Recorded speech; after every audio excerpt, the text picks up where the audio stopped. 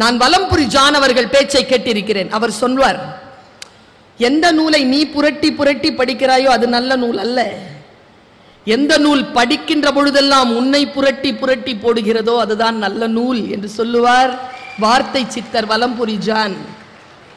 நான் இப்படி யோசிச்சு பார்த்திருக்கேன். ஒரு புத்தகத்தை நான் வாசிக்கிறேன், இதோ இளைஞர்களுக்காக இந்த சிந்தனையை தூவுகிறேன். விதைகள் தான். டான்ஸ நீங்க 8:30 மணிக்கு மேல வச்சிருக்கணும், கிரௌட் இருக்கும்.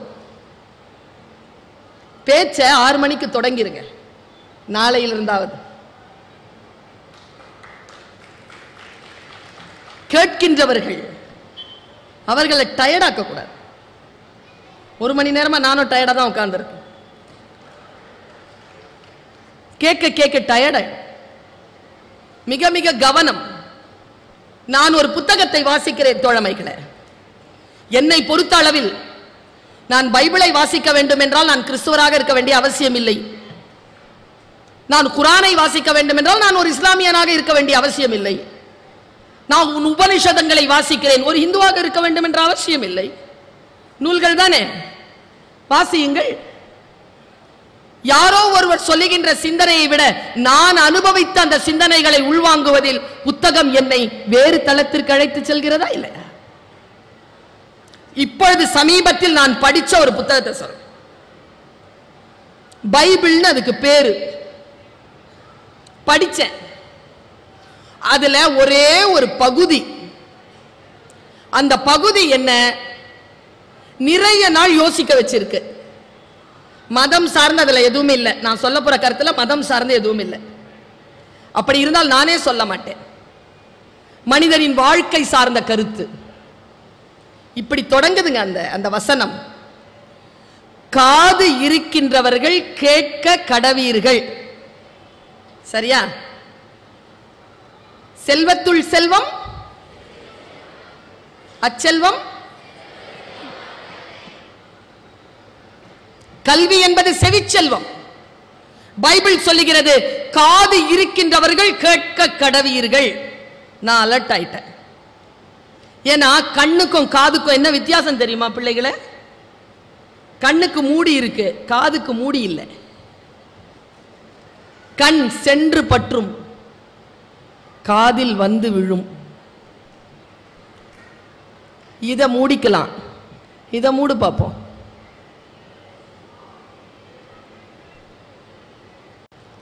இங்க ஏதாவது விஷம் போனா முறிவு இருக்கு, இங்க விஷம் போனா முறிவு இல்லை. நல்ல சொற்களை கேட்டல். என் பேச்ச நீ கேட்கவே மாட்டியா? இப்படி சொல்றவங்க எத்தனை பேர் நம்ம கேட்டிருக்கிறோம்? எனக்கு ஒரு 10 வருஷமா ஒரு பிரச்சனை. யார் பார்த்தாலும் பர்வீன் சுல்தானா மேடம், உங்க பேச்சுனா எனக்கு ரொம்ப பிடிக்கும். இதுல என்ன உனக்கு பிரச்சனைங்கிறியா? அடுத்த டைலாக் ஒன்று சொல்லுவாங்க, உங்க பேச்ச கேட்காம நான் தூங்குறதே இல்லை. தூங்கும் போது உங்க பேச்சு கேட்டுட்டு தான் தூங்குறது. ரொம்ப நாளா எனக்கு ஒரு யோசனை, தூங்கவா பேசுறேன்? என் பேச்ச கேட்டு எப்படி உனக்கு தூக்கம் வருது?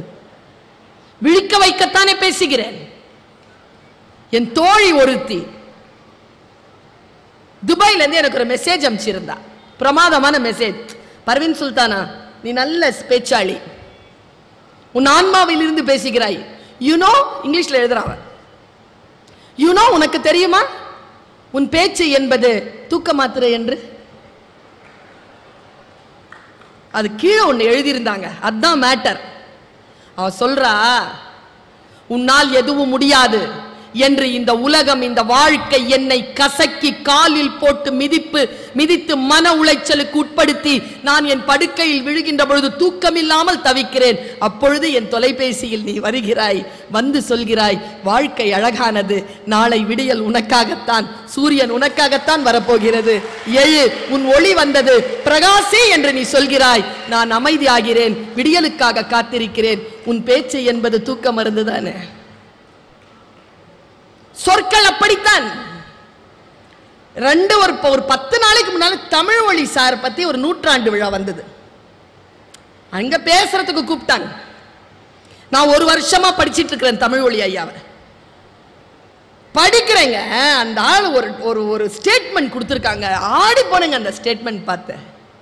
இங்க பெண்கள் இருக்கிறீர்களா, கவனமாக கேட்டுக்கொள்ளுங்கள். இளைஞர்கள் இருக்கிறீர்களா, கவனமாக கேட்டுக்கொள்ளுங்கள். கொடுமை என்பது, நமக்கு நிகழ்த்தப்படுகின்ற கொடுமை என்பது ஒரு காட்டுக்குளவி போல் கொத்தி கொத்தி கொத்தி நம்மை விழிப்படைய செய்கிறது என்று எழுதுகிறார். கொடுமை என்ன செய்யணும்? உங்களை தோற்கடிக்க கூடாது. யாரேனும் உங்கள் முன்னால் கொடுமையை நிகழ்த்தினால், அது உங்களுக்கு நிகழ்த்தப்பட்டால், அது ஒரு குளவி போல் கொட்டி தட்டி உங்களை எழுப்ப வேண்டுமே தவிர நீங்கள் அதற்கு பலியாக கூடாது என்று தமிழொலி எனக்கு சொல்லித் தருகிறார். ஒன்றை நான் எப்படி பார்ப்பது, இந்த உலகத்தை நான் எப்படி புரிந்து கொள்வது சொல்லித் தருகிறார். பாருங்க, காது இருக்கின்றவர்கள் கேட்டுக்கொள்ளுங்கள் என்கிறதா பைபிள்? அடுத்த வசனத்தை பார்த்தேன். சரி, காது இருக்குது சொல்லு, கேட்கிற என்ன சொல்ல போற? விதைக்க தெரிந்த ஒரு வார்த்தை கூட விட்டுறக்கூடாது. நம்ம என்ன தெரியுமா செய்யறோம்? வார்த்தைகளை விட்டுறோம். நடுவில் எது பிடிச்சிருக்கோ அது மட்டும் தான், எது பிடிச்சிருக்கோ அது மட்டும் மனப்பாடம் ஆயிடும், மற்றதெல்லாம் விட்டுருவோம். வாசித்தால் எப்படி வாசிக்க வேண்டும்? கரைச்சி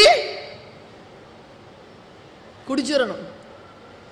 பாருங்க, அது சொல்லுது, விதைக்க தெரிந்த ஒருவன் விதைகளை எடுத்துக்கொண்டு விதைக்க புறப்பட்டான். புரிஞ்சிருச்சா? அவனுக்கு விதைக்க தெரியும். இன்னைக்கு இருக்கிற இளைஞர்களுக்கு பிரச்சனை என்ன தெரியுமா சார்? இந்த 40 வயசு 35 வயசுலாம் கடந்தவங்க இருக்கீங்கல்ல, இன்றைய இளைஞர்களுக்கும் நமக்கும், என்னையும் சேர்த்துக்கிறேன், எனக்கும் 45 ஆயிடுச்சு. என்ன பிரச்சனை தெரியுமா? வேகமா பேசினா நமக்கு புரியாது, ஸ்லோவா பேசினா அதுங்களுக்கு புரியாது. மொழி பிரச்சனை. சீக்கிரம் சொல்ல, ஏன் இப்படி சொல்ற, சீக்கிரம் சொல்லு, இது அவங்க பிரச்சனை. நமக்கு மெதுவா தான் சொல்ல, ஓடி ஓடி போற, சீக்கிரமா புரியல. விதைக்க தெரிந்த ஒருவன் விதைகளை எடுத்துக்கொண்டு விதைக்க புறப்பட்டான். சில விதைகள் வழியில் விழுந்தன. அவசரம், நான் இங்க நிறுத்துறேன், படிக்கிறவனா? விதைகள் என்பது என் தமிழ் உறவுகளே, பைபிள் வெறும் விதைகளை சொல்லவில்லை, நம் வாழ்க்கையை சொல்லுகிறது, நம் வாழ்நாட்களை சொல்லுகிறது, நம் எண்ணங்களை சொல்லுகிறது என்று நான் புரிந்து கொள்கிறேன். விதைக்க தெரிந்த ஒருவன் விதைகளை எடுத்துக்கொண்டு விதைக்க புறப்பட்டான். வழியில் சில விதைகள் விழுந்தன, பறவைகள் பட்சித்தன. சில விதைகள் பாறையில் விழுந்தன. பாறையில் மண் ஆழம் இல்லாத காரணத்தினால் முளைத்தன, வெயில் பட்டு கருகின. வீட்டில் போய் யோசிச்சு பாருங்க இதெல்லாம் என்னன்னு. மண் ஆழம் இல்லாத பாறை நிலத்திலே உங்கள் எண்ணங்களையும் உங்கள் வாழ்க்கையையும் விதைத்து விடாதீர்கள். வெயில் பட்டால் கருகி போகும். வழியில் சிந்தி விடாதீர்கள், பட்சிகள் பட்சித்து போகும். அடுத்து சொல்லுது பாருங்க, சில விதைகள் முட்களில் விழுந்தன, முள் நெருக்கடித்து அது ஒன்றுமில்லாமல் ஆயின. சில விதைகள் நல்ல நிலங்களில் விழுந்தன, அவை 30ஆகவும் 60ஆகவும் 100ஆகவும் போகமளித்தன. காது இருக்கின்றவர்கள் கேட்க கடவீர்கள். அடே அப்பா, எந்த மதமா இருந்தாலும் போட்டுங்க, எனக்கான விஷயம் கிடைச்சதா, எனக்கான பருக்க கிடைக்குதா? Don't waste your time, don't waste your energy, don't waste your knowledge, don't waste your time. நேரத்தை வேஸ்ட் பண்ணாதீங்க, சக்தி நிலையை வேஸ்ட் பண்ணாதீங்க. யாரும் இப்படி முறைச்சு பார்க்காதீங்க. முறைச்சு பார்த்துக்கிறதுனால உங்களுடைய சக்தி நிலை வீணாகுது. ஒன்றும் இல்லை, உங்க எல்லாருடைய கருத்தையும் திருப்புறதுக்கு ஒரே ஒரு மேட்டர் பண்ணா போதும். மேல ஒரு பொண்ணு வந்து அங்க ஒரு தண்ணி பாட்டில் இருக்குல்ல, அதை எடுத்துட்டு போச்சுன்னா போதும்.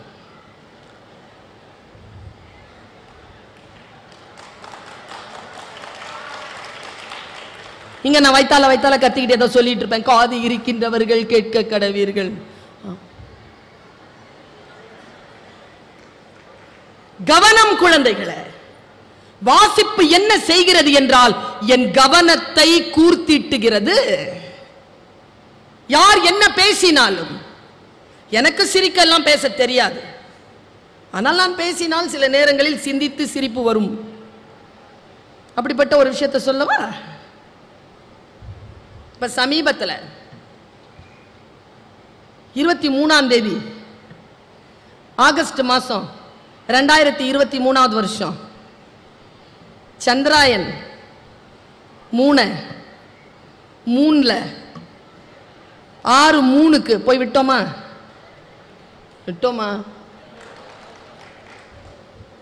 நான் தமிழ் டீச்சர் எப்படி தானே பார்ப்பேன். எனக்கு தெரிஞ்சு 6:3க்கு இறங்கிருச்சு தென்துருவத்தில்னு கேள்விப்பட்டு கோயம்புத்தூர்ல ஒரு பாய், ரஃபீக் பாய் அவர் பேரு, பிரியாணி கடை வச்சிருந்திருக்கிறாரு. உள்ள போய் அது இறங்கிருச்சு அப்படின்னு தெரிஞ்ச உடனே 300 பேக்கெட் பிரியாணியை ஃப்ரீயா கொடுத்துட்டாரு. எவ்வளவு சந்தோஷம் இல்ல? இப்ப நான் பேசுறேன், ஒரு தம்பி ரெக்கார்ட் பண்ணிட்டு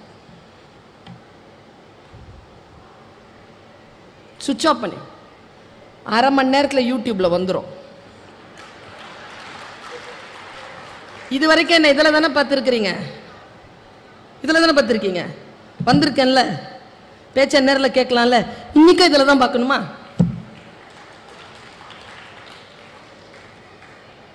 நமக்கு வாழவே தெரியாதுங்க.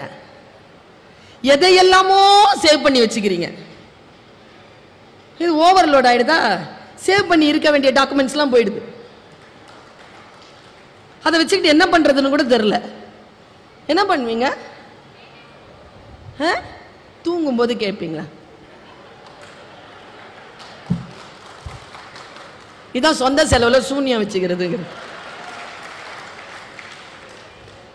நான் வாழ்க்கையை வாசிக்கின்ற பொழுது சில விஷயங்கள் எனக்கு முன்னால் வந்து சேர்கிறது. இளைஞர்களுக்கு சொல்லுகிறேன், உங்கள் மனநிலையை கொஞ்சம் மாற்றி அமையுங்கள் என் குழந்தைகளே. உங்களிடத்தில் தேவையானது என்ன தெரியுமா? இளைஞர்களிடத்தில் இருக்கக்கூடிய மிகப்பெரிய பலம் முதியவர்களிடத்தில் கிடையாது. உங்கள் பலத்தை நீங்கள் தெரிந்து கொள்ள வேண்டும் என்பதற்காக சொல்லுகிறேன். முதுமை என்பது எழுதத் தெரிந்த பேனா, மையில்லை. இளமை என்பது மை நிரம்பிய பேனா, எழுத தெரியவில்லை. நீங்கள் எழுத தெரிந்து கொள்ள வேண்டும் என்பதற்காக சொல்லுகிறேன்.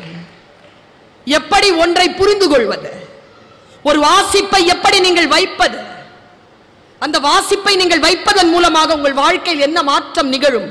இப்ப நான் ஒரு புத்தகத்தை வாசிக்கிறேன், ஒரே ஒரு பளிச்சுன்னு ஒற்றை சொல்லுங்க. வண்டி எடுக்கிறவங்க எல்லாருமே ஃபர்ஸ்டா வந்துடணும்னு வண்டி எடுக்கிறாங்க, முந்திக்கணும்னு. முந்திக்கிறீங்களா? பைக்ல ஓடுறவங்க நான் சொல்லட்டுமா, நீங்க சாலையில் எப்பொழுதுமே ஃபர்ஸ்டா முந்தவே முடியாது. எவ்வளவு ஃபாஸ்டா போனாலும் உங்களுக்கு முன்னால ஒரு வண்டி போயிட்டு தான் இருக்கும். முந்திக் கொள்வது அதல்ல. நான் ஒரு கேள்வி கேட்கிறேன், வீட்டில் போய் பதில் சொல்லுங்க. இல்ல தெரிஞ்சா இப்பவே சொல்லுங்க. 50 பேர் ஓட்டப்பந்தயத்தில் ஓடுறாங்க. இதெல்லாம் ஏன் நான் சொல்றேன்னா, இந்த அலர்ட்னஸ் இருக்கா? வாசிப்பு பயிற்சி இருக்கின்றவர்களுக்கு இந்த அலர்ட்னஸ் இருக்கும். வாசிப்பு பயிற்சி இல்லாம வெறும் இதையே பார்த்துட்டு இருந்தீங்கன்னா இருக்காது. ஒரு டீச்சரா சொல்றேன், நீ எப்படி வளர்த்துக்கணுங்கிறதுனால சொல்றேன். 50 பேர் ஓட்டப்பந்தயத்தில் ஓடுறாங்க, அதுல நீங்களும் ஒண்ணு. ஓடி முயற்சி பண்ணி 2வது ஆளை தாண்டிட்டீங்க. இப்ப உங்க பொசிஷன் என்ன? என்ன? ஃபர்ஸ்டா? 2வது ஆளை தானே தாண்டி இருக்கீங்க, அதுக்குள்ள ஃபர்ஸ்ட் வந்துருவீங்களா?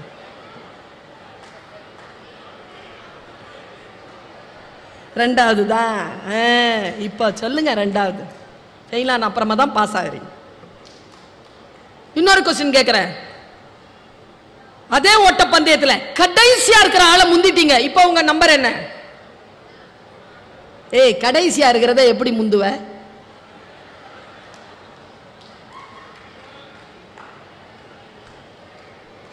இது அலர்ட் பண்ணும், வாசிப்பு மந்தமாக்காது. இந்த அலர்ட்னஸ்க்காக தான் படிக்கிறது. 1ஆம் கிளாஸ்ல இருந்து 2ஆம் கிளாஸ், 2ஆம் கிளாஸ்ல இருந்து 3ஆம் கிளாஸ், 3ஆம் கிளாஸ்ல இருந்து 4ஆம் கிளாஸ் போறீங்களே, என்ன அர்த்தம்னா புரியுதுன்னு அர்த்தம். 1 + 1 2 புரியுது. 1 × 1 = 1 புரியுது செகண்ட் ஸ்டாண்டர்ட். 2 × 1 2 புரியுது தேர்ட் ஸ்டாண்டர்ட். 2 வகுத்தல் 2 = 0 புரியுது ஃபோர்த் ஸ்டாண்டர்ட். புரிய புரிய வளர்ந்துகிட்டே போவீங்க. இன்றைக்கு நாம் புரிந்து கொள்வதற்காக வாசிக்கணுங்கிறதுனால சொல்றேன். ஆனா நான் சொன்னேன் முந்திக் கொள்ளாதீர்கள்னு சொன்னேன். இப்போ நான் சொல்றேன், எங்கே முந்த வேண்டுமோ அங்கே முந்திக் கொள்ளுங்கள். இதுக்கு நான் ஒரு விஷயம் சொல்லவா? இப்போ நாம சொன்னோம்ல சந்திராயன்ல போய் இறக்கணும்னு. ஃபர்ஸ்ட் நாசா இறக்குச்சான் கலத்தை. நான் போன மாசம் ஃபுல்லா அமெரிக்கால தான் இருந்தேன். ஹூஸ்டன்ல நாசா இருக்கு, போயிருந்தேன். ஒரு குளோப் இருக்கு, புவியியல் சக்தி இல்லாம உள்ள மிதக்கலாம். போயிட்டுலாம் நல்லா பார்த்துட்டுலாம் சுத்தி பார்த்துட்டுலாம் வந்தேன். நான் முதல்ல களம் போய் இறங்கின உடனே ஒரு ஃபுட் ஸ்டெப் காட்டுவாங்க. கால் வச்ச ஒரு தடம், முதல் தடம் ஒருத்தன் வச்சான். அவன் பேர் என்ன? எல்லாருக்கும் தெரியுது. எப்படி? சிலபஸா படிச்சிங்களா? இல்ல மேடம்.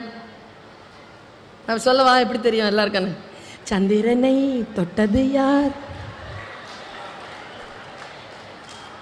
இப்ப நான் ஒரு கேள்வி கேட்கிறேன், அது உண்மைன்னு தெரியும் பாருங்க.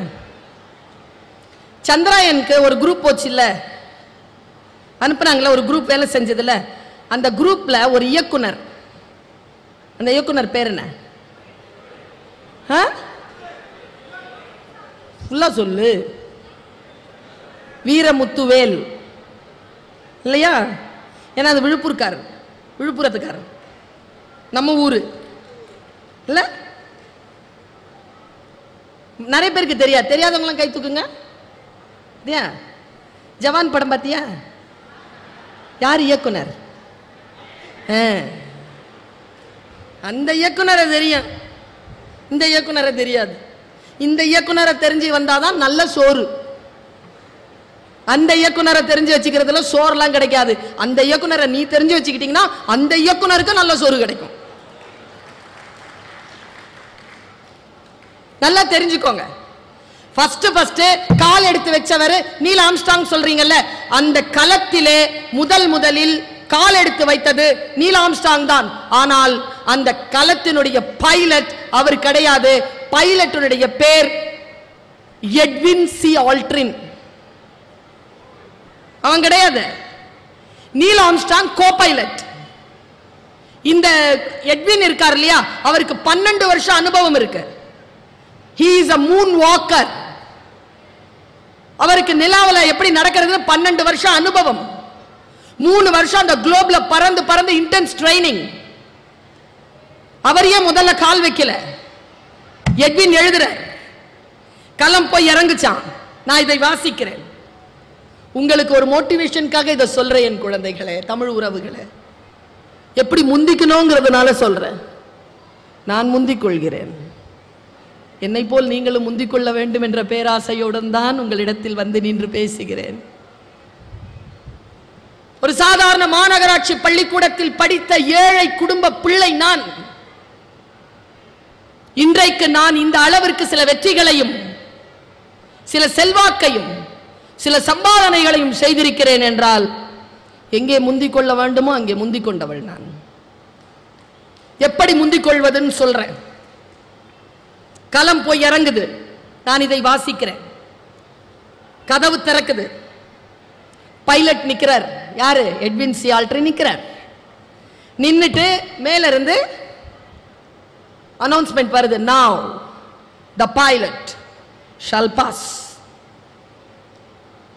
கீழே பார்க்கிறார். என்ன நிலம் தெரியல. 12 வருஷமா பார்த்த ஆர்டிபிஷியல் நிலம் முன்னால கிடக்குது. அதுல கேஸ் இருக்கா? புவியல்பு சக்தி எப்படி இருக்கு? இறங்குனா வருவோமா? யோசிக்கிறதுக்கு 3 செகண்ட் எடுத்தார். அடுத்த ஆர்டர் வந்துருச்சு. now the co-pilot shall pass. Neil Armstrong டக்குன்னு கால் வச்சிட்டான்.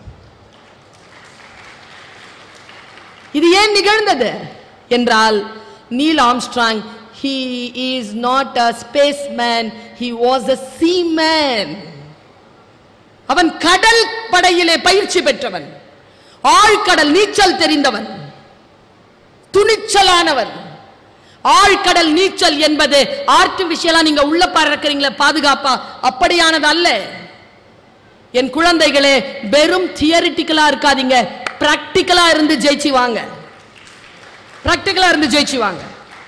ஜெயிச்சு வரணும்னா சில பயிற்சிகள் வேண்டும். அந்த பயிற்சியில் மிக முக்கியமான பயிற்சி வாசிப்பு பயிற்சி, மொழி பயிற்சி. யார் என்ன பேசினாலும் அந்த பேச்சு நமக்கு புரிய வேண்டும். புரியலையே, சொற்கள் புரியுதா உங்களுக்கு? புரியுதா? இன்றைய இளைஞர்களுக்கு புரியுதா? பெண் குழந்தைகளுக்கு புரியுதா? ஹேய், நீ ரொம்ப அழகா இருக்க அப்படிங்கிற, அது இல்லைன்னு தெரிய வேணாம் உனக்கு? சொல்றதுக்கு நீ யாரா அப்படின்னு கேட்கறதுக்கான துணிச்சல் இருக்க வேணாம்? ஏ பெண்ணே, நீ அழகா இருக்கிறாய் என்று சொல்லக்கூடிய தகுதியை வேறு எந்த ஆண்மகனுக்கும் தராதே. அது உன் சுயமரியாதைக்குரிய விஷயம் என்கிறார் சுவாமி விவேகானந்தர். வாசிக்கிறேன் நான், அதனால் இந்த ரகசியம் எனக்கு புரிந்து போகிறது. பெரியாரை வாசிக்கிறேன் நான், அதனால் ஒரு ரகசியம் புரிகிறது. தந்தை பெரியார் வந்ததற்கு பிறகு இப்படி யோசிச்சு பார்த்திருக்கீங்களா? வாசிக்க வாசிக்க என்ன செய்யும் தெரியுமா? புக் என்ன செய்யும் தெரியுமா? சும்மா நான் பேர் சொன்னால கை தட்டுறீங்கல்ல, பேர் சொன்ன கை தட்டாதீங்க. எதுக்கு தட்டோன்னு தெரிஞ்சு தட்டுங்க. தந்தை பெரியார் கை தட்டுறீங்களா? ஏன் ஏன் அவர் பேர் சொன்ன கை தட்டணும்? அறிவர் அம்பேத்கர் உடனே கை தட்டுறீங்களா? ஏன் தட்டணும்? என்னத்துக்காக அவர் பேர் சொன்ன உடனே கை தட்டணும்? நினைச்சு பார்த்திருக்கீங்களா? அவர் ஏன் ஃபுல் கோட் சூட்லாம் போட்டிருக்காரு? அவர் பிறந்த அந்த சமூகத்தில் ஆடை அணிவது மறுக்கப்பட்டது. ஆடை அணிவது மறுக்கப்பட்ட சமூகத்தில் கல்வி என்கின்ற ஆயுதத்தை கையில் எடுத்துக்கொண்டு ஃபுல் கோட் சூட்ல போட்டுட்டு கால் மேல கால் போட்டு அப்படி உட்கார்ந்து நம்முடைய நாட்டினுடைய அரசியல் அமைப்பு சட்டத்திற்கான தந்தையாக வந்து உட்கார்ந்தார் இல்லையா? அதுக்காகத்தான் கை தட்டணும். இந்த வாசிப்பு இருக்குல்ல, லண்டன் போயிருந்தேங்க, 2 பேருடைய சிலை இருக்குங்க லண்டன் லைப்ரரியில. இந்த நூலகத்தில் இருக்கக்கூடிய எல்லா புத்தகங்களையும் வாசித்த 2 பெருமக்கள், ஒருவர் காரல் மார்க்ஸ், மற்றொருவர் அறிவர் அம்பேத்கர். வாசிக்கிறதுங்க 700 புத்தகங்களை மகாராஜா கிட்ட இருந்து கப்பல்ல அனுப்பி வைக்க சொன்னவருங்க, லண்டன்ல படிச்சவர். அவருடைய பொருளாதாரம் குறித்த அவருடைய பேச்சு வாசித்து வாசித்து வாசித்து வாசித்து எல்லாரும் கொண்டாட்டத்தில் இருக்கும் பொழுது அம்பேத்கர் மட்டும் அந்த 14ஆம் நாள் ஆகஸ்ட் மாதம் நள்ளிரவில் அவருடைய வீட்டில் மட்டும் ஒரு பல்பு எரிஞ்சிட்டு இருந்துச்சு. படிச்சுக்கிட்டே இருந்தார். வந்து கேட்டாங்க, சுதந்திரம் கிடைத்து விட்டதே, எல்லோரும் உறங்கிக் கொண்டிருக்கிறார்கள், கொண்டாடி கொண்டிருக்கிறார்கள், நீங்கள் ஏன் விழித்து படித்துக் கொண்டிருக்கிறீர்கள்? அறிவர் அம்பேத்கர் சொன்ன பதில் என்ன தெரியுமா? யாருக்கெல்லாம் விடுதலை கிடைக்க வேண்டுமோ அவர்களெல்லாம் கொண்டாடுகிறார்கள், தூங்கிக் கொண்டிருக்கிறார்கள். நான் யாருக்கான விடுதலையை தேடுகிறேனோ அவர்கள் இன்னும் தூங்கிக் கொண்டிருக்கிறார்கள், அதனால் விழித்திருந்து நான் வாசிக்கிறேன் என்றார். இதுக்காக அம்பேத்கருக்கு கைத்தட்டுங்க. அவருடைய அந்த பார்லிமெண்ட்ல அவர் பேசின பேச்சு இருக்குல்ல, 34 நூல்களாக வெளிவந்திருக்கு. முடிஞ்சா வாசி கடந்துருங்க பாப்போம். அம்பேத்கரை வாசித்து விட்டு அம்பேத்கருக்காக கைத்தட்டுங்க. தந்தை பெரியாரை வாசித்து விட்டு அவருக்கு ஏங்க துண்டு போத்துறாங்க? நமக்கெல்லாம் மேல வந்து துண்டு போத்துறாங்களா? ஒருத்தர் வந்து கூட எனக்கு துண்டு போத்தி போட்டு, ஏற்கனவே ட்ரெஸ் பண்ணிட்டு தானே வந்திருக்கேன் நான், எனக்கு அதுக்கு துண்டு. ஆடை மறுக்கப்பட்ட சமூகம் நம்முடைய சமூகம். ஆடையால் உடலை போர்த்துவதுதான் மரியாதை, ஆடை அவிழ்ப்பது என்பது அடிமைத்தனம் என்பதனை உலகத்திற்கு சொல்லக்கூடிய சமூகம் தமிழ் சமூகம். உலகத்துல எங்குமே கிடையாதுங்க. வாசித்தால் புரிகிறது பிள்ளைகளே, என் தோழமைகளே, எது புரட்சி என்று புரிந்து போகிறது. புத்தகம் வாசிக்கும் போது ஜெயகாந்தன் சொல்ற ஒரு வார்த்தையை சொல்றேன். உண்மையா ஒரு குழந்தை செத்துருதுன்னு வச்சுக்கோங்களேன், துயரம்தான். ஜெயகாந்தன் சொல்கிறார், உண்மையாக ஒரு குழந்தை இருப்பதை விட அதிக துயரம் கொண்டது புத்தகங்களில் குழந்தைகள் இறப்பது என்கிறார். அதனால வாசிக்கணும். இந்த வாசிப்பு என்ன செய்யும்? மனதை பக்குவப்படுத்தும். ஒரு புத்தகம் நம்மை பக்குவப்படுத்தும். குறள், திருக்குறள் நம்மை பக்குவப்படுத்தும். எக்ஸாமினேஷனுக்காக அதை படிக்காதீங்க. அது தேர்வுக்கான நூல் அல்ல, அது வாழ்க்கைக்கான நூல். செய்யத்தக்க அல்ல செய்ய கெடும், செய்யத்தக்க செய்யாமையாலும் கெடும். பிடித்துக் கொள்கிறேன் நான். எதையெல்லாம் செய்ய வேண்டுமோ அதை செய்யவில்லை என்றால் அந்த காரியம் கெட்டு போகும். எதை செய்யக்கூடாதோ அதை செய்தாலும் காரியம் கெட்டு போகும். வள்ளுவன் எனக்கு சொல்லித் தருகிறான். யாகாவராயினும் காவாக்கா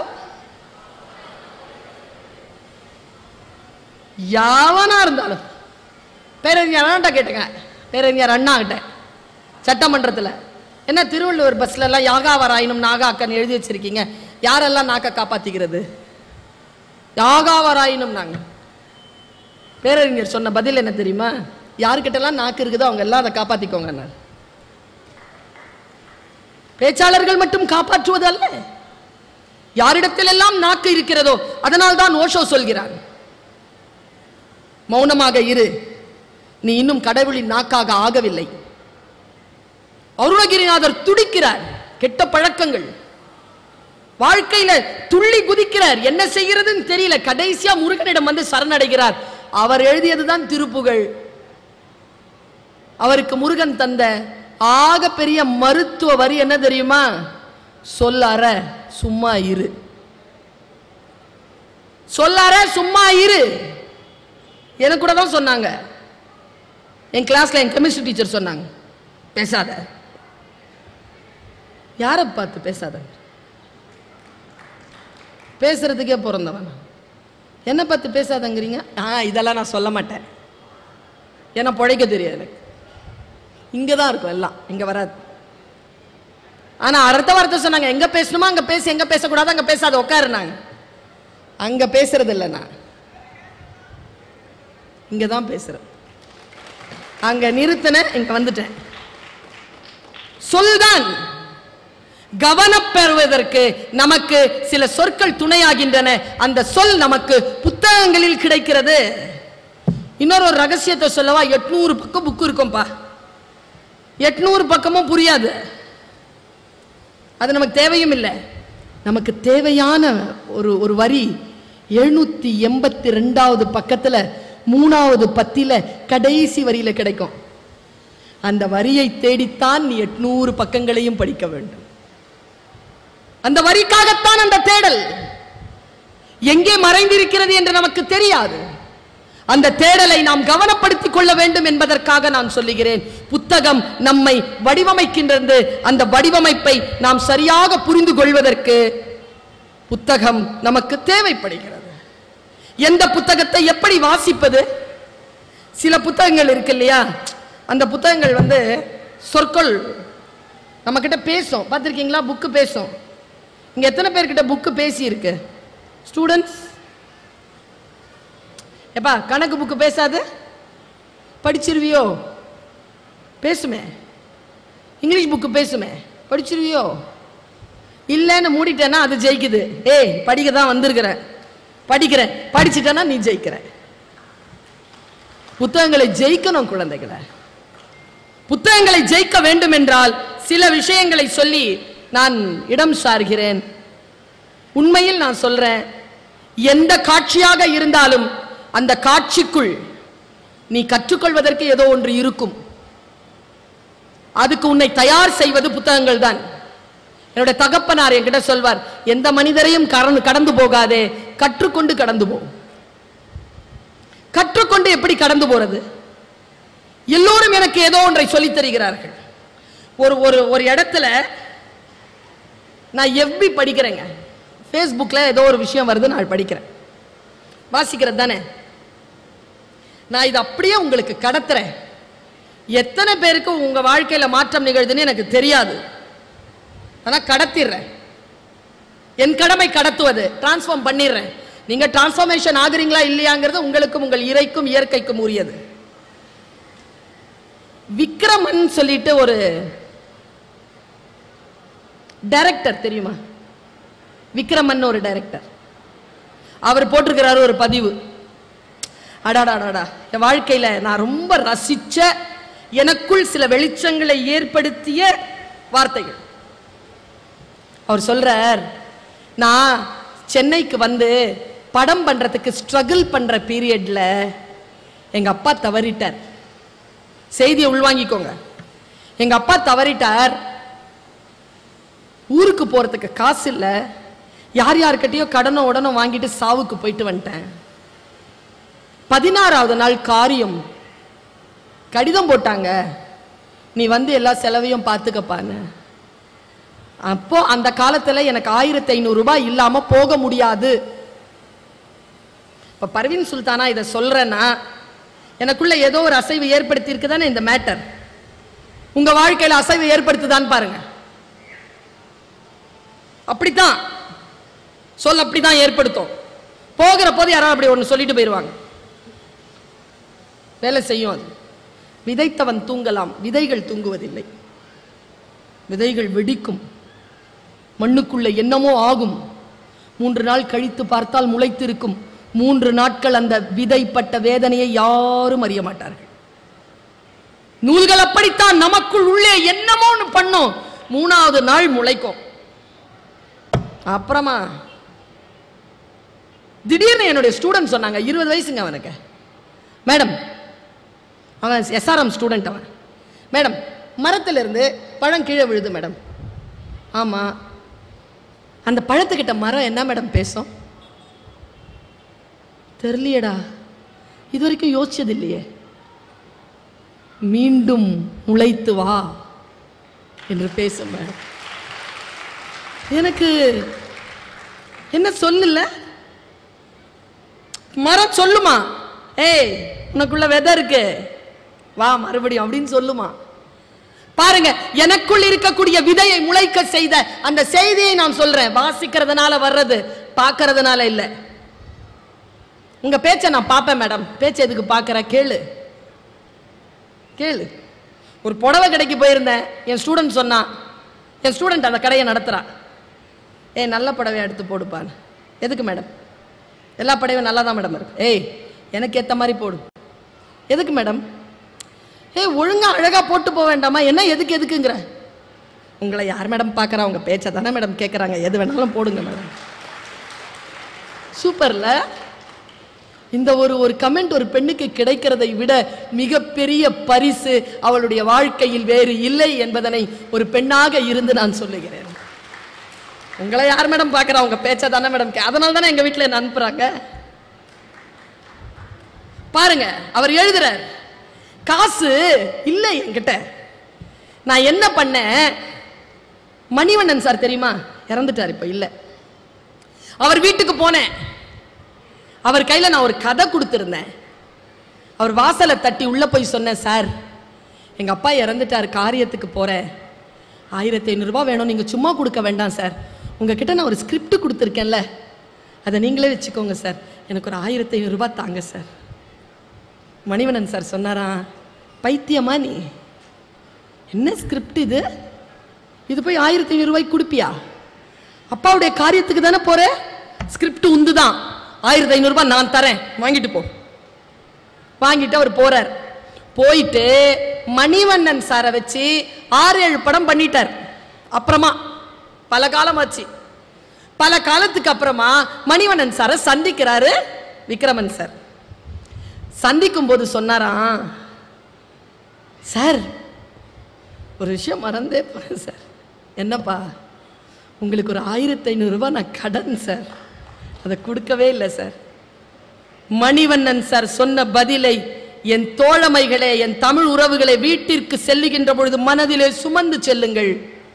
வாசிப்பினால் வந்த பலன் வார்த்தைகளால் எங்களை சொல்ல சொல்லி அரசு பணித்திருக்கிறது. வாசித்ததனால் உங்களிடத்தில் இதை பகிர்கிறேன். மணிவண்ணன் சார் சொன்னார், ஒரு குழந்தை, ஒரு பையன் தன் அப்பா காரியத்துக்கு போகிறதுக்காக 1500 ரூபாய் தேடி அலைஞ்சிக்கிட்டு இருந்தான், இங்கிட்டும் அங்கட்டும். அதை இந்த பிரபஞ்சம் பார்த்துட்டு இருந்துச்சு. அது கையில 75 லட்சம் ரூபாய் கையில வச்சுக்கிட்டு பார்த்துட்டு இருந்துச்சு. அந்த இளைஞன் கிட்ட மணிவண்ணன் வந்து சிக்கினான். மணிவண்ணன் அந்த 1500 ரூபாவை கொடுத்துட்டான். இந்த பிரபஞ்சம் அந்த விக்ரமனின் மூலமாக 7 படங்களில் நடிக்க வைத்து 75 லட்சம் ரூபாவை எனக்கு தந்துவிட்டது.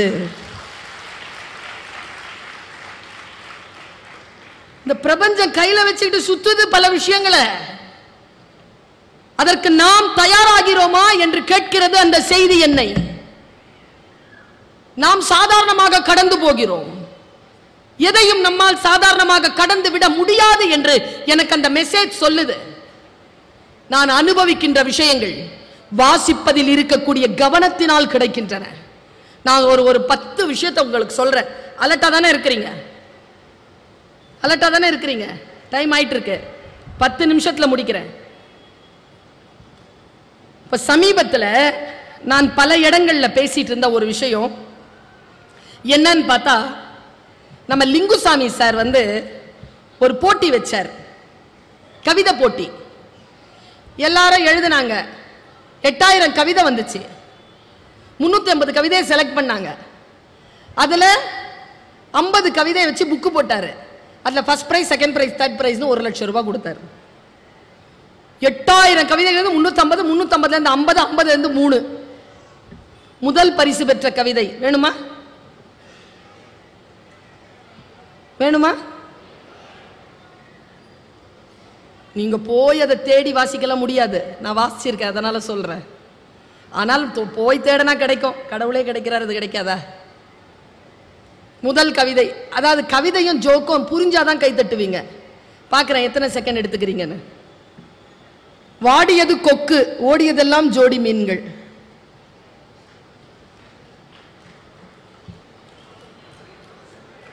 இப்ப விளக்கம் சொன்னா கை தட்டிடுவீங்க. சிங்கிளா போனா கொத்தி சாப்பிடலாம், ஜோடி ஜோடியா போதே எப்படி சாப்பிடுறதுன்னு உட்காந்துட்டு இருக்குதான் கொக்கு. வாடியது கொக்கு, ஓடியதெல்லாம் ஜோடி மீன்கள். சரி, 2வது கவிதை பாருங்க. தூண்டில் மீன் அதன் கண்களில் விடை பெற்றுக் கொண்டது நதி. தூண்டில மீன் மாட்டிருச்சு மீன்காரனுக்கு. அது சட்டிக்கு தான் போகுது. அதன் கண்கள்ல தூரமா போயிட்டே இருக்கு மீன். நதி டாட்டா சொல்லுதான். அதன் கண்களில் விடை பெற்றுக் கொண்டது நதி. 3வது கவிதை பாருங்க. சுள்ளி பொறுக்கிய சிறுமிக்கு தன் இறகை உதிர்த்து விட்டு போனது மயில். இனிப்பாயிரம். இதெல்லாம் போன வருஷ கவிதை. இந்த வருஷமும் கவிதை புக்கு வந்துருச்சு. நான் வாங்கிட்டேன், படிச்சுட்டேன். ஃபர்ஸ்ட் பிரைஸ் கவிதை என்ன தெரியுமா? கொஞ்ச தூரம் தயிர் பானையில் சூரியனை சுமந்து சென்றாள் பாட்டி. இது ஃபர்ஸ்ட் பிரைஸ். எனக்கு தெரிஞ்சு இந்த பிரைசஸ் எல்லாம் வந்து முக்கியமே இல்லை. என் மனசை கவர்ந்தது சொல்றேன். இந்த 8000 கவிதைகள்ல அவர் ஃபர்ஸ்ட் பிரைஸ் கொடுத்தாருல, நான் கொடுத்துருப்பேனான்னு தெரியாது. நான் எது கொடுத்துருப்பேன் தெரியுமா? அதுல ஒரு கவிதை கொடுத்துருப்பேன் போன வருஷம். பனி படர்ந்த கண்ணாடி, கண் வரைந்தேன், வழிந்தது கண்ணீர்.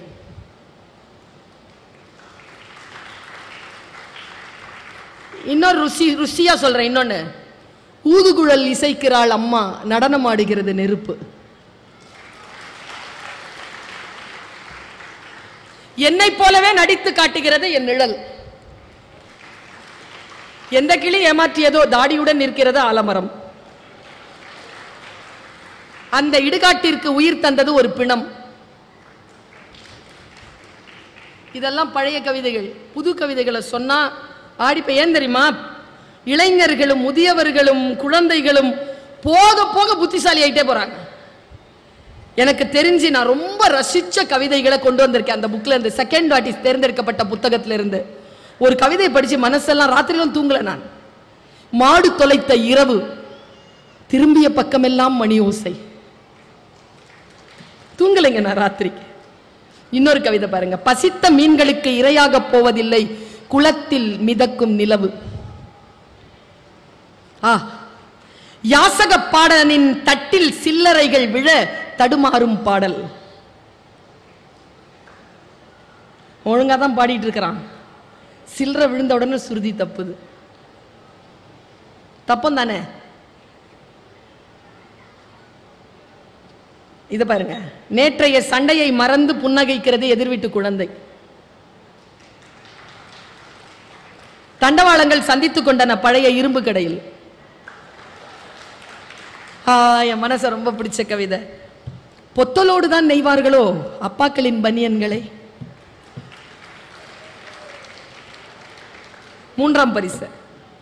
மந்தையில் இருந்து தவறி செல்லும் ஒற்றை ஆட்டின் பாதை சரியாக கூட இருக்கலாம்.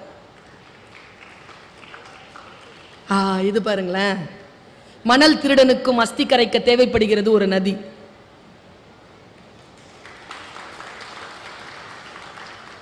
கடைசி மூச்சில் என்னையே பார்த்த ஆடு என்ன கேட்டு இருக்கும்? இத பாருங்களேன். மழை கம்பியில் சிறிது ஓடி ஒத்திகை பார்க்கிறது துளி நதி.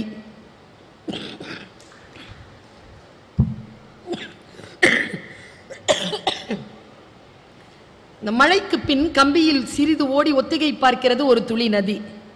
இதுதாங்க டாப் மோஸ்ட் கவிதை. நான் படிச்சதுலயே எனக்கு பிடிச்சது. தண்ணீர் இல்லா குளத்தில் நீந்துகிறது பறவையின் நிழல்.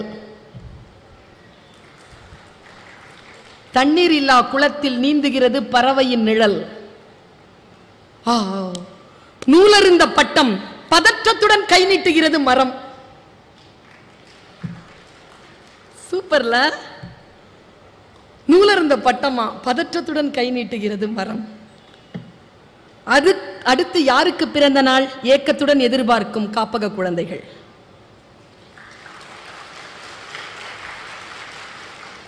ஏரியில் கட்டிய வீட்டில் வாழ்கிறது வாஸ்து மீன்.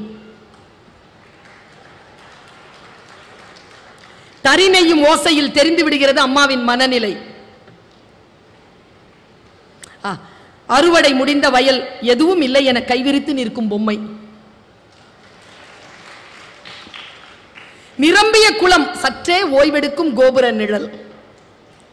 கோபுரம் நின்னுக்கிட்டே தானே இருக்கு, கொஞ்சமா ஓய்வெடுக்குதான். இது எல்லாத்தையும் தூக்கி சாப்பிடுற ஒரு கவிதையை சொல்றேன். வாசிக்கும் போது என்ன, இந்த பெண்கள் நிறைய பேர் இருக்கிறீங்கல்ல, முக்கியமா இந்த 40 வயது கடந்த ஒரு நிரந்தர கோபமும் ஒரு நிரந்தர சோகமும் கண்களில். இந்த இளைஞர்களுக்கு சொல்லுகிறேன், 60 வயசு 65 வயசு ஆன உடனே அப்புறமா பார்த்துக்கலான்னு சொல்லிட்டு எல்லாம் மனைவியை பார்த்துக்க முடியாது. உங்களுக்கு 60 வயசு ஆகட்டோன்னா வெயிட் பண்ணிட்டு இருப்பா. சின்ன வயசுலயே நல்லா பார்த்துக்கோங்க. கவனம். பாருங்களேன், நான் படிச்சு ஆடி போன ஒரு கவிதை. காட்சிப்படுத்துங்க. பெருங்கடல், பெருங்கடலை அசைத்துக் கொண்டிருக்கிறது மீன் குஞ்சின் சிறிய துடுப்பு. கவிதை எழுச்சி என்ன தெரியுமா? நான் மீன் குஞ்சு தான், என்கிட்ட இருக்கிறது குட்டி துடுப்பு தான், ஆனால் நான் அசைத்துக் கொண்டிருப்பது பெருங்கடலை. சின்னதா இருந்தாலும் செஞ்சிருங்க, எழுதிருங்க, படிச்சிருங்க. காலம் மிக மிக அற்புதமானது. இந்த காலம் நமக்கு என்று தரக்கூடிய விஷயங்களை என் தோழமைகளே கவனத்துடனும் விழிப்புணர்வுடனும் நீங்கள் அதை எதிர்கொள்ள வேண்டும் என்றால் வாசிப்பு பழக்கம் உங்களுக்கு சாதாரண விஷயம்தான். நான் பார்ப்பேன், அது சாதாரணமா, எல்லாருக்கும் சாதாரணமா தான் தெரியும். ஆனா எனக்கு மட்டும் வித்தியாசமா தெரியும். ஏன்? ஏன்? படித்து படித்து படித்து இதற்கு இதுதான் பொருள் என்று புரிந்து போகும். விடவே மாட்டேனே, புரிகிற வரைக்கும் விட மாட்டேனே. அந்த வினாடி வரைக்கும் அதற்கான காரணம் என்ன என்று தோண்டி துளாவுகின்ற வரைக்கும். நான் இந்த மலேசியா போயிருந்தேன். ஒரு இன்சூரன்ஸ் கம்பெனியில பேச கூப்பிட்டாங்க. எனக்கு இன்சூரன்ஸ் கம்பெனியை பத்தி ஒன்றும் தெரியாது. ஆனால் ஒன்று தெரியும், எல்ஐசி சூப்பர்னு தெரியும்.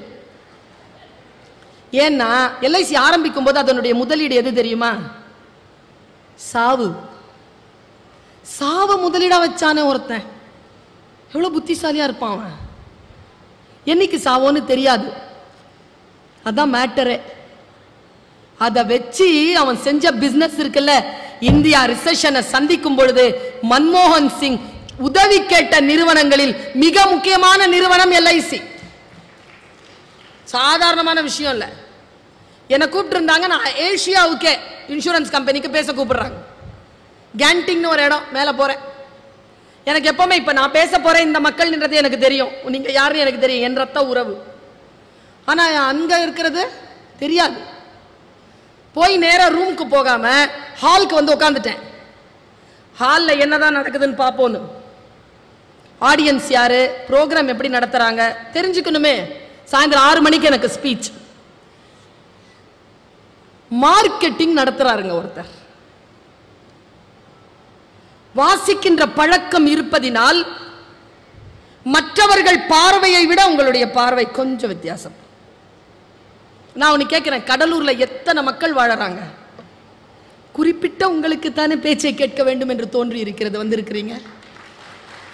நீங்க வித்தியாசமானவர்கள் தான். எங்க அப்பாலாம் பைத்திய மாதிரி ஓடுவாருங்க பேச்சு கேட்கறதுக்காக. என்னை கையில பிடிச்சிக்கிட்டு, பல பேச்சை கேட்கறதுக்காக என்னை கையில பிடிச்சிக்கிட்டு அப்படி போயிருக்கிறார் எங்க அப்பா. நான் போய் உட்காந்து கேட்கிறேன். அவன் நடத்தினது என்ன தெரியுமா? மார்க்கெட்டிங், சந்தைப்படுத்துதல். சரி, அவர் ஒரு சீனக்காரர் நினைக்கிறேன். அவர் பேர் கேட்டீங்கன்னா நீங்க எனக்கு சிரிப்பு வந்துச்சு, உங்களுக்கு வரதான்னு பாருங்க. அவர் பேர் யார் பேரையும் பார்த்து சிரிக்க கூடாது, யார் மொழியும் நகைப்புக்குரியது இல்லைன்றது எனக்கு தெரியும். ஆனாலும் எனக்கு சிரிப்பு வந்துருச்சு. மிஸ்டர் எப்படி எழுதுவான்? என்ஜி பேரே தான். அப்படி நிறுத்திக்கணும். ஸ்மார்ட்டா இருந்தான், ஆனா குள்ளந்தான். வந்தார், இங்கிலீஷ் சூப்பரா பேசினார். கேட்டுக்கிட்டே இருந்தேன். மார்க்கெட்டிங்க திடீர்னு ஒரு வேலை செஞ்சாரு பாருங்க. டே அப்பா, இந்த மாதிரி ஒரு ஸ்கிரீன் இருக்கு, அந்த ஸ்கிரீன்ல ஒரு ஒரு 2 நிமிஷத்துக்கு கிளிப்பிங் போட்டார். என்ன கிளிப்பிங் தெரியுமா? ஒரு காட்டுவாசி போனை எடுத்துட்டு வந்து இப்படி பொறுத்துறார். கரெக்டா கேமரா வச்சுட்டு என்னமோ செய்யறார். அத மார்க்கெட்டிங்க்கு சொல்றார் மிஸ்டர் அவர் என்ன செய்யறாருன்னா, ரப்பர் செருப்போட போய் கலகலன்னு ஏதோ ஒன்று கலைக்கிறார் அந்த பொட்டல் காடுல. இவ்வளவுதான் இடம், இப்படி தெரியுது, கேமரா இப்படி தெரியுது. அப்படி கலைச்ச உடனே சுருன்னு உள்ள இருந்து கோபமா ஒரு பாம்பு வந்துருச்சுங்க. ஸ்கிரீன்ல தான் பார்த்துட்டே இருக்கும்போது இப்படி வந்துட்டு இப்படி நிக்குது. இந்த ஆள் இல்ல, கரெக்டா ஒரு 8 அடிக்கு இந்த பக்கம் இருக்கிறான். ஃபுல் ஃபோக்கஸ் அப்படிதான் வச்சிருக்கான். இவன் கிட்ட போறாங்க, கலைச்சி விட்டு ஓடி வந்துட்டான். செருப்பை கழட்டிட்டு நிக்கிறான். நேர மார்க்கெட்டிங் சப்ஜெக்ட், மார்க்கெட்டிங். நேரா வர வந்துட்டு கிட்ட வர வர பாம்பு என்ன பண்ணணும்? சீரணும், இல்லைன்னா கம்முன்னு போயிடணும். கொத்தணும், இல்லைன்னா கம்முன்னு போயிடணும். அவர் கிட்ட வர வர அந்த பாம்பு என்ன தெரியுமா பண்ணுச்சு? இளைய பிள்ளைகள் கவனம். பெரியவங்களுக்குலாம் அது எந்த அளவில் யூஸ் ஆகும்னு எனக்கு தெரியாது. யூஸ் ஆகும், உங்களுக்கு ரொம்ப யூஸ் ஆகும். பாம்பு என்ன தெரியுமா பண்ணுது? நடுங்குதுங்க. ஃபோக்கஸ் பண்றாங்க. அவன் வீடியோ எடுத்துட்டு வீடியோவை ஃபோக்கஸ் பண்ணி போட்டிருக்கான். நடுங்குது, இப்படி நடுங்குது. கிட்ட வந்தாங்க, ஒரு அடிக்கு முன்னால வஜ்ராசனத்துல டொம்முன்னு உட்கார்ந்தான். அந்த பாம்பு என்ன தெரியுமா பண்ணுச்சு? தலையை கீழே போட்டுருச்சு. கீழே போட்டு நடுங்குது. நான் டீச்சருங்க, நான் அம்மா. மனசு அரட்டுதுங்க. ஏ பாம்பே போயிரு, இல்லை கொத்து. ஏன் பயப்படுற? உன்னை என்ன பண்றாங்க? நீ ஏன் நான் என்ன சொல்லி அதுக்கு நான் அது பயப்படுது. உட்கார்ந்த உடனே அது என்ன தெரியுமா பண்ணுச்சு? இப்படி பண்ணுச்சு இல்ல, இவ்வளவு தூரங்க. அவன் என்ன தெரியுமா பண்ணா? ஒரு அடி தாண்டி ஏறி அதனுடைய எங்க இருக்குல்ல, நல்ல பாம்புங்க, காட்டு பாம்பு, ட்ரெயின் எல்லாம் கிடையாது, இங்க கொடுத்தாங்க முத்தம். 2000 பேரை எழுந்துச்சு நின்று கை தட்டுறாங்க. பாம்பு தோத்துருச்சு. அந்த சனியனுக்கு தான் முத்தமிடப்பட்டோன்னே தெரில. அவர் எழுந்திரிச்சு போயிட்டார். இந்த பாம்பு முன்னு போயிருச்சு. கிளிப்பிங் ஆஃப் பண்ணிட்டு மிஸ்டர் சொன்னதுதான் முக்கியம். இந்த பாம்பு தான் கிளைண்ட்.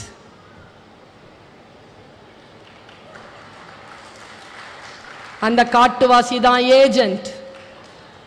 கொடுக்கப்பட்ட முத்தம் தான் விற்கப்பட்ட பாலிசி. அட பாவிகளா, உங்க ஊர்ல இப்படியா பாலிசி விற்கிறீங்க?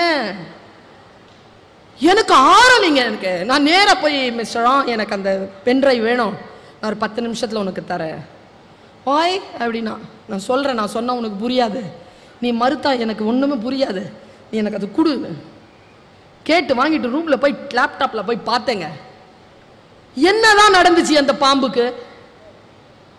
எதுல அது நடுங்குச்சு? நம்மெல்லாம் எங்க நடுங்குறோம்? நம்மெல்லாம் எங்க தோக்குறோம்? நான் ஒரு பெண் இல்லையா? நான் தோக்கலாமா? ஒரு ஆண், ஒரு முதியவர், ஒரு இளைஞர், ஒரு குழந்தை இந்த ஊர்ல தோக்கலாமா? ஏன் நடுங்குற நீ? போட்டு பார்த்தங்க என்னடா நடந்துச்சுன்னு சொல்லிட்டு போட்டு பார்த்தா அங்க நான் சொன்னேன்னு வச்சுக்கோங்களேன், உங்க நிலம் நகர்ந்துரும். அவன் ஒன்னும் செய்யலைங்க. அவன் கிட்ட வரான். கிட்ட வரும்போது இந்த 2 விரலை இப்படி அசைச்சுக்கிட்டே வரான். பாம்பு அந்த 2 விரலை பார்க்குது. நமக்கு நடுக்க மாதிரி தெரியுது. நேரம் வஜ்ராசனத்துல உட்காந்து இந்த 2 விரலையும் இப்படி அசைச்சுக்கிட்டே இருக்கிறான். அது இப்படி பார்த்துட்டே இருக்குதா, அது கவனம் வேற இடத்துல இருக்குதா, இது முத்தம் கொடுத்துட்டான். அந்த காட்சி எனக்கு என்ன சொல்கிறது? நம் கவனத்தை வேறு எங்கோ திருப்பி நம்மை ஜெயித்து விட்டதாக இந்த உலகம் அறைகூவல் விட்டு கொண்டிருக்கிறது. நம்முடைய கவனத்தை ஒருபோதும் சிதறடிக்கவில்லை என்றால் நம்மை யாராலும் வெல்ல முடியாது என்பதனை என் குழந்தைகளே தெரிந்து கொள்ளுங்கள். கவனச்சிதறல் தான். ஸ்போர்ட்ஸ்ல இருக்கிற புக்கு படிக்கிற 2 விஷயத்துல கவனச்சிதறலே வராது. ஓட்டப்பந்தயத்தில் எப்படி வரும் கவனச்சிதறல்? ஒரு புக்கு வாசிக்கும் போது எப்படி வரும் கவனச்சிதறல்? கவனச்சிதறல் வராது. இந்த கொள்ளிக்கட்டையை மட்டும் கொஞ்சம் கண்ட்ரோல்ல வை. கொஞ்சம் ஒரு டிஜிட்டல் ஃபாஸ்டிங் கொண்டு வா. ஒரு டிஜிட்டல் ஃபாஸ்டிங் ஒரு 2 மணி நேரம் இதனோட உறவு இல்லாம இருப்பேன். சில பேர் இது காணாம போச்சு. நான் பார்க்கிறேன், பெத்த புள்ளைங்க திருவிழாவில் குழந்தையை காணோம் என்று புகார் அளிக்க வந்த பெண்ணின் வலது கையில் பத்திரமாக இருந்தது அவள் கைபேசி. துடிப்பு. இது காணாம போச்சுன்னா ஏன் அவ்வளவு துடிக்கிற? டேட்டாஸ், போட்டோஸ், சாட்டிங், இன்ஸ்டாகிராம் எல்லாம் வச்சுக்கோங்க. நான் இன்னும் ஒரு விஷயத்த நான் கொளுத்தி போட்டு போறேன். நீ எந்த அளவுக்கு சோசியல் மீடியால இருக்கிறியோ இருந்துக்கோ. என்ன மாதிரி ஆட்கள் பேசினா கேட்டுக்கோ, அவ்வளவுதான். நீ எதை பார்க்க வேண்டும் என்று நீ முடிவு செய்வதில்லை. நீ எதை பார்க்கிறாயோ அதை தொடர்ந்து அதைத்தான் பார்க்க வேண்டும் என்று யாரோ ஒருவர் உனக்காக முடிவு செய்து கொண்டிருக்கிறார்கள். புத்தகங்கள் அப்படி முடிவு செய்ய முடியாது. புத்தகங்களை நீ தேர்ந்தெடுக்கிறாய். எனக்கு எப்பவுமே யாரை தெரியுமா ரொம்ப பிடிக்கும்? இந்த மந்த்லி சேலரியில இருக்கிறவங்களை பிடிக்காது. எனக்கு நிறைய சம்பாதிக்கிறவங்களை பிடிக்காதுங்க. நிறைய சம்பளம் கொடுக்கிறவனை பிடிக்குங்க. எனக்கு நிறைய சம்பளம் கொடுக்கணும். குழந்தைகளை வாங்குறதுலயே இருக்கிறோம். நாம தொழிலதிபர்களாக இருக்கணும். தொழிலதிபன் யார் தெரியுமா? தன் சம்பளத்தை தானே முடிவு செய்கிறான். சாலரிட் பர்சன் தன் சம்பளத்தை தானே முடிவு செய்யறது இல்லை. சுதந்திர வெளியில் நாம் பறக்க வேண்டும் என்றால் நமக்கான உலகம் ஒரே ஒரு முறை வாய்ப்பு தான். நான் இப்போ ஒரு விஷயம் சொல்வேன், அத்தனை பேரை கைத்தட்டி ஆர்ப்பரிப்பீங்க. ஒரு சத்தியத்தை சொல்லுவேன், இப்போ பயங்கரமா ஆயிடுவீங்க கொஞ்ச நேரத்துல. நம்ம எல்லாரும் உயிரோட இருக்கிறோங்க. எவ்வளவு பெரிய விஷயம் தெரியுமா அது? நேற்று இருந்த 5 லட்சம் பேர் இன்னைக்கு இல்ல உலகத்துல. எங்க கொரோனா வந்தது, 3 ரவுண்ட் வந்தது, யார் யாரையோ கொண்டு போச்சு, நம்மளை விட்டுட்டு போச்சா இல்லையா? அதுக்கே நம்ம கொண்டாடணுமா இல்லையா? வாழ்க்கையை நாம் கொண்டாடுவதே இல்லை. வாழ்க்கையை கொண்டாடு என்று சொல்லித் தருகிறது எனக்கு புத்தகம். இந்தா உன்னுடைய வாழ்க்கை. பொன்னியின் செல்வன் ஏன் அவ்வளவு கோடி சம்பாதிச்சது? ஏன் சம்பாதிச்சது? ஒரு தலைமுறை அதை படித்து வைத்திருந்தது. தான் படித்த அந்த காட்சிகளை, தான் படித்த அந்த பாத்திரங்களை திரையில் பார்க்க வேண்டும் என்பதற்காக போய் பார்த்தவர்கள் தான் கோடிக்கணக்கில் சம்பாதனையை ஏற்படுத்தி தந்தார்கள். நான் யோசித்து பார்க்கிறேன். வாசிப்பு பழக்கம் என்பது நம்முடைய வாழ்க்கையில் நம்மை செதுக்குவது, இன்னொரு மனிதனாக உயர்த்துவது. இரண்டு பேர் சந்தித்துக் கொள்ளுகின்ற பொழுது விஷயங்களை பேசிக்கொள்ளாமல் கருத்துக்களை பேசிக்கொள்ளுங்கள். நான் இந்த நூலை வாசித்தேன் என்று குடும்பங்களில் பேசிக்கொள்ளுங்கள். இரவு நேரங்களில் உறங்கப் போவதற்கு முன் ஒரு புத்தகத்தை, பொதுவாக உட்கார்ந்து வாசிக்கக்கூடிய புத்தகங்களை தேடி எடுத்துக்கொண்டு செல்லுங்கள். இந்த 4 பேர் இருந்தா 4 பேர் கையில இது இருக்குது. ரொம்ப ஆச்சரியமா இருக்கு எனக்கு. வாழ்க்கை அழகானது. எவ்வளவு தொழில்நுட்பம் வந்தாலும் புத்தகத்தினுடைய இடத்தை வேறு எந்த தொழில்நுட்பத்தாலும் பெற்றுவிட முடியாது. அதுதான் நம்முடைய வாழ்க்கையின் பலம். அதை கையில் எடுப்போம். நீங்கள் புத்தகத்தை பிரித்து தலைகுனிந்து படிக்கின்ற பொழுது அது உங்களை தலை நிமிரச் செய்கிறது. அந்த தலை நிமிர்வுதான் புத்தகம் நமக்கு தருகின்ற பரிசு என்று சொல்லி வாய்ப்பளித்தமைக்கு நன்றி பாராட்டி இடம் சார்கிறேன். நன்றி, வணக்கம். இந்த தகவல் உங்களுக்கு பிடிச்சிருந்தா லைக் பண்ணுங்க, உங்க ஃப்ரெண்ட்ஸுக்கு ஷேர் பண்ணுங்க, மறக்காம எங்க சேனலுக்கு சப்ஸ்கிரைப் பண்ணுங்க.